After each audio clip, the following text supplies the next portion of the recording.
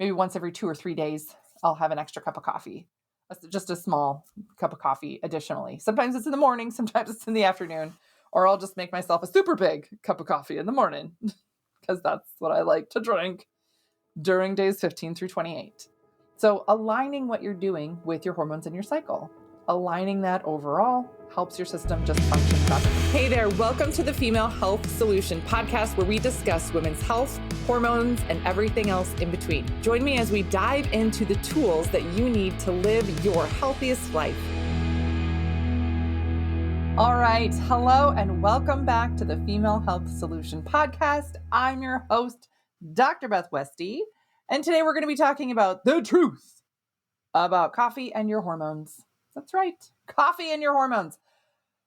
This one is a little bit personal for me to cover, and it's because I love coffee. I love coffee. I love to have it in the morning. I have gone through phases where I've cut it out and it makes me sad.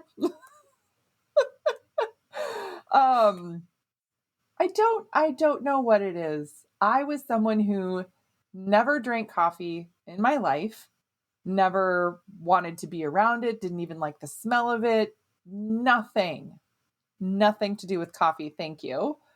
Until after I had my second kid.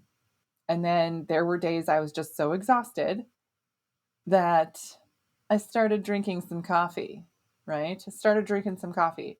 And now I drink a mushroom coffee and I love it. Yes, it does have some caffeine in it, right? But it's not a ton. And I, put coconut oil and collagen and all this stuff in my coffee, and I love it. So good. So good. It just makes me happy to start my day that way. Yeah.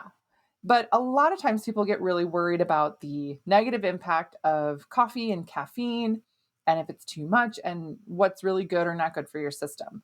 So when we talk about the impact of caffeine and coffee, there's different amounts of caffeine, of course. Coffee versus tea. If you're looking at a green or black tea, it's like half the caffeine of a cup of coffee. Cup of coffee is, depending on the type of coffee, it can be 80 or 90, milligrams of caffeine, which is a regulated amount. Oftentimes the recommendation per day is, I think that it used to be like 200 or 300. Now, 400 milligrams is okay. That's what they say is okay. So that would be like 4 cups of coffee would be fine per day, which to me sounds like a lot because I just have a cup in the morning and then I have a cup of green tea, usually midday.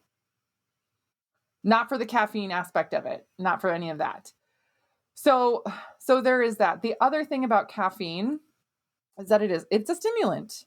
Right? It helps wake up your brain. For anybody who has been diagnosed as being ADHD or something, sometimes a little bit of caffeine can help your brain focus a little bit better. Oh, that's right. So coffee specifically, because of the caffeine amount, it's also a diuretic, so it can make you go to the bathroom more. So people worry about the dehydration of it. There's sayings out there of, you have to drink 3 cups of water per cup of coffee to make sure you don't get dehydrated from the coffee, etc. I mean, if you're getting enough minerals in, all that stuff, it's not that bad. Essentially, coffee sometimes gets to be villainized and other times it's praised. It's the same thing with red wine or other things like that, where people say, oh, this is really good for you. This is really bad for you. And it's not really that simple. It's more about, how does this fit into your day, your week, your schedule? How are you utilizing it? Are you using caffeine as a crutch to get through your day because you're so dang exhausted? That's not good, So you really have to kind of take it into context. But if you're having a cup or 2 a day, this is kind of generally what I tell people. If you're having a cup or 2 a day, it's not that big of a deal. And you're probably fine with it. But if you find yourself not being able to go to sleep, having issues sleeping, having issues waking up in the morning, needing coffee to get through the day, that's where it gets to be an issue.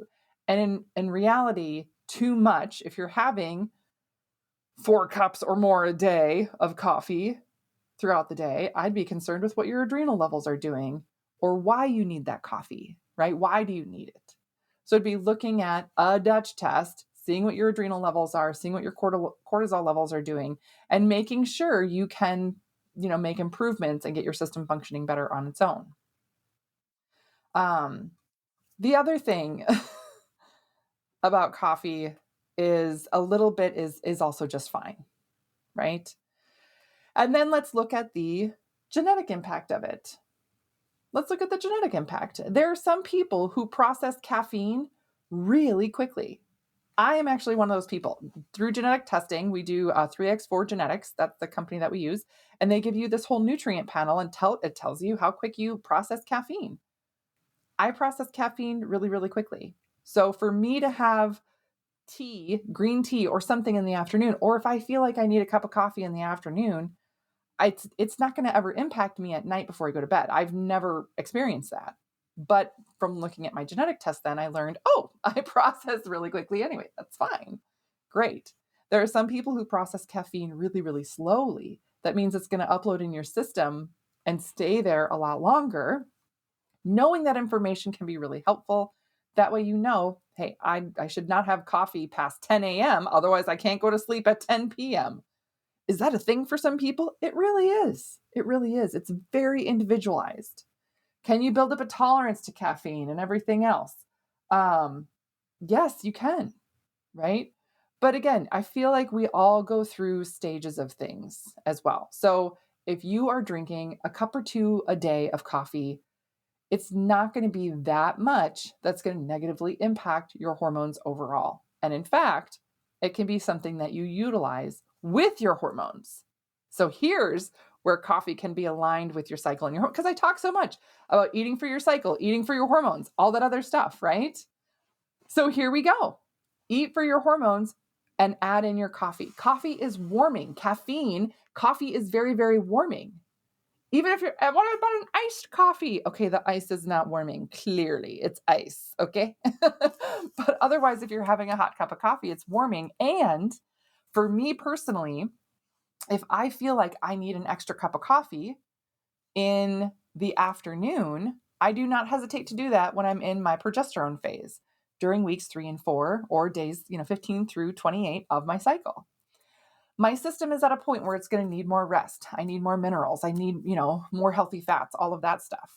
And if I, for some reason, schedule wise, just don't get rest and I'm like, shoot, I was up late or the dog barfed on the carpet in the middle of the night and I had to clean it up and da. So my sleep got disrupted. And the next day I have a busy day and I don't have time to take the rest that I really need, but I need to get through my day. Am I going to have another cup of coffee then and not feel bad about it? Absolutely. Do I want to make that a habit? No, right? But I want to make sure I catch up on my sleep then and regulate myself after that. So there's that. So you can utilize it differently. So I will do just 1 cup of coffee, days 1 through 14 of my cycle. Days 15 through 28, I will do 1 cup of coffee and not hesitate to add in a second one if I want, if I need. So I don't do it every day. Maybe once every 2 or 3 days, I'll have an extra cup of coffee, just a small cup of coffee additionally. Sometimes it's in the morning, sometimes it's in the afternoon, or I'll just make myself a super big cup of coffee in the morning because that's what I like to drink during days 15 through 28. So aligning what you're doing with your hormones and your cycle, aligning that overall helps your system just function better. But again, coffee is not the enemy. Caffeine is not the enemy. It is a normal thing. Where people get really sensitive to it, where they feel really bad if they don't have it or bad if they have too much of it. There are some people who are just super sensitive to it. That is different. That's a different thing completely. But I have been in phases of my life where I've been, entering adrenal fatigue and having a tough time and everything else. And I was drinking too much coffee and, it wasn't helpful. It will deplete your system more. So as long as you're getting enough minerals in, as long as you're kind of recalibrating your system around it, it's usually not an issue. But I'm just trying to be honest about it because I love my coffee. And coffee sometimes gets a bad rap, but it only gets a bad rap when people drink too much of it. So just keep it in moderation, right? So hopefully this is helpful. Let me know if you guys have questions on this. Let me know if you have had a different experience with this. Again, everybody's experience is different, so keep that in mind. Again, I know people who they can't even drink a half a cup of coffee because they just feel their heart pound and it's too much for them, right? Or they go through phases of their life where they're having more anxiety attacks and things like that, and coffee really sets that off, or migraines and stuff. Absolutely. Just note that if you are somebody like me who does love coffee, and again, I have a cup in the morning, it's not destroying your hormones. It's not. You can have like 1 cup, be just fine. And again, I work it into what I'm doing for my hormones and cycle overall. So there. Yay. All right. That's what I got for you guys today. Let me know if you need anything else, and I will see you guys next time. Thank you for joining me on today's episode. If you would like more information, just head on over to drbethwesty.com for all the show notes and information from today's episode. And if you're looking for more community, more support, you can find and follow me on Instagram, Facebook, YouTube, TikTok, and I would love to see you there.